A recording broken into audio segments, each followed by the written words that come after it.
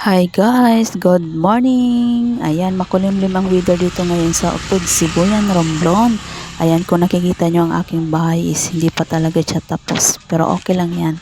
So ngayon guys, gusto ko lang i-share sa inyo ang aking in-order na Sharp washing machine, Giga Wash. Ayan guys, para hindi naman mahirapan si nanay tsaka si papa maglaba. Lalo na pag tag-ulan, mahirap magpatuyo ng mga damit nila. Kaya ayan nga guys, kasi yung lumang washing machine namin is sira na yung kanyang dryer at saka yung washing okay pa. Kaya ayan nga siya guys, 7.5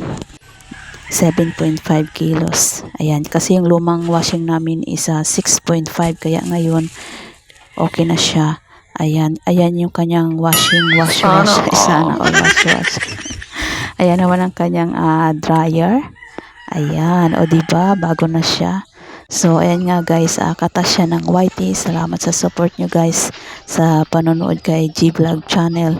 Ayan, at saka may libre pa pala siyang 5 pirasong hanger. O diba, ang galing. 9,500 dyan. I think after 9 years o 10 years, napalitan na rin ng bago. Kaya salamat sa panonood nyo guys sa aking mga hugot-hugot dyan. Thank you for watching.